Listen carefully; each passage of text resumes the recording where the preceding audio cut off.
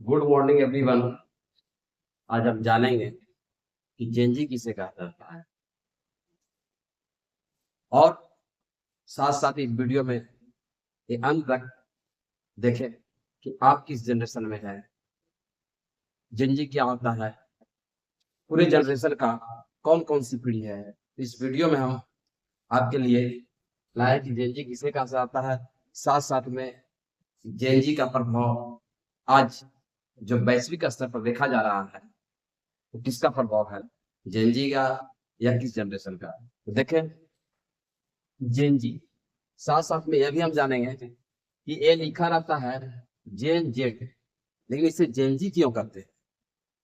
तो आपको मालूम होना चाहिए कि ये अमेरिका का इंग्लिश का प्रभाव है और ये वैश्विक स्तर पर पूरे अमेरिका का जो अंग्रेजी है पूरी दुनिया में छा गया, जिसके कारण इसका प्रभाव हुआ और इसको अमेरिका में जेनजी पढ़ा जाता है। जेएनजी ब्रिटिश में इसको पढ़ते हैं, इंग्लैंड के कंट्री में पढ़ा जाता है जेएनजे, लेकिन इसका प्रभाव पूरा वैश्विक स्तर पर कम रहा और इसका प्रभाव वैश्विक स्तर पूरे संसार में अधिक फैलने के कारण इसे हम जेनजी पढ़ते हैं। देखते हैं आज कितनी पीढ़ी है, किस पीढ़ी में जन्म वर्ष कितना और 2026 में उस पीढ़ी का आज उम्र कितना है। तो पहला पीढ़ी था साइलेंट जनरेशन। ये साइलेंट जनरेशन का जन्म होता है 1928 से 1945 में, इनका जन्म। इसका उम्र आज 2026 में 81 से 98 वर्ष हो गया लगभग। ये जितने भी इस उम्र के आदमी हैं, व्यक्ति हैं, वो सभी आएंगे साइलेंट जनरेशन में। यह पीढ़ी युद्ध देखा था और कठिन काम करने में इन्होंने साथ साथ में समय के अनुशासन मेहनत के लिए जाने जाते थे, इसीलिए इनको साइलेंट जनरेशन कहा गया। अगला है आपका बेबी बूमर्स। बेबी बूमर्स जो है ये आपका आया द्वितीय विश्व युद्ध के बाद, और आपको मालूम होगा कि द्वितीय विश्व युद्ध के बाद पूरी दुनिया का जो जन्म दर था वो अधिक वृद्धि हुई, जिसके कारण इसको कहा गया बेबी बूमर्स। और साथ साथ में हमारे देश में, खासकर भारत में, इसका द्वितीय विश्व युद्ध के बाद जो जनसंख्या दर था उसमें अत्यधिक वृद्धि हुई, इसीलिए इसको बेबी बूमर्स कहा जाता है। द्वितीय विश्व युद्ध में वृद्धि के कारण बेबी बूमर्स होता है।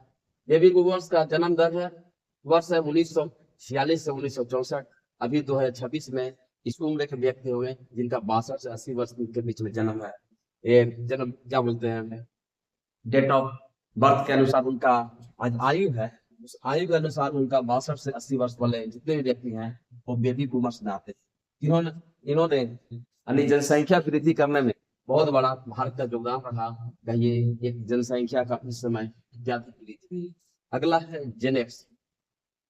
जेनेक्स पीढ़ी जो है उनका जन्म वर्ष 1965 से 1980। आज 2026 में देखा जाए तो इनका एज होता है 46 वर्ष से 61 वर्ष। और यह पीढ़ी टीवी कंप्यूटर के दौर को देखा और तकनीक को धीरे धीरे सीखने का प्रयास किया, अपनाया। अगला है जेन वाई। जेन वाई का जन्म होता है 1981 से 1996।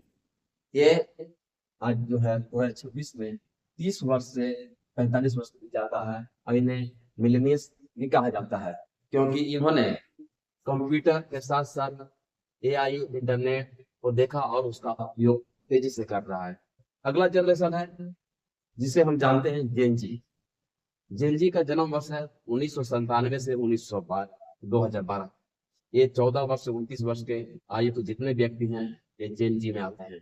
आज जेनजी का प्रभाव इतना हो चुका है, खासकर भारत में भी देखा जाए तो जंतर मंतर पर देखे ये लगातार 37 दिन तक आंदोलन चला। और इस आंदोलन ने कहिए तो हमारे देश के जो शिक्षा मंत्री थे धर्मेंद्र प्रधान, उनको मजबूरन छात्रों के आंदोलन को देखते हुए त्याग पत्र देना पड़ा। ये बहुत बड़ा जनरेशन ऐसा था जब अभी पूरा वैश्विक स्तर पर इसका प्रभाव है। सबसे ये जनरेशन ये कहता है कि इसमें सबसे चर्चित होने का कारण है कि विशेषता ये है बचपन से ही इंटरनेट कंप्यूटर स्मार्टफोन और सोशल मीडिया के प्रभाव में आने के कारण यह जनरेशन बहुत पॉपुलर हुआ और एआई के डिजिटल दुनिया में भी यह रुचि रखता है। अगला जनरेशन है जेन अल्फा। जेन अल्फा जिसका जन्म वर्ष था 2013 से 2024 के बीच। ये आज के आयु में है 2 वर्ष से 13 वर्ष। यह पीढ़ी एआई, स्मार्टफोन, कंप्यूटर, इंटरनेट जैसी तकनीक, रोबोट से ही यह ज्यादा रूबरू हुआ और यह तकनीकी की दुनिया में बहुत आगे। अगला है जेन बीटा। जेन बीटा जो 2025 के बाद जो बच्चे का जन्म लिया उसे जेन बीटा कहा जाता है, जिनका आयु अभी 2026 में 0 से 1 वर्ष है और यह आने वाला दिन में तकनीक से एआई, स्मार्टफोन और 2021 के बाद जो 2025 के बाद जो पीढ़ी है वो जेन बीटा कहा जाएगा। भविष्य में अत्याधुनिक तकनीकों के साथ अधिक से अधिक तेजी से विकास करेगा। धन्यवाद। दूसरी बात और एक बताना चाहता हूं कि आप अपना कमेंट करें कि आप किस जनरेशन में आते हैं। धन्यवाद।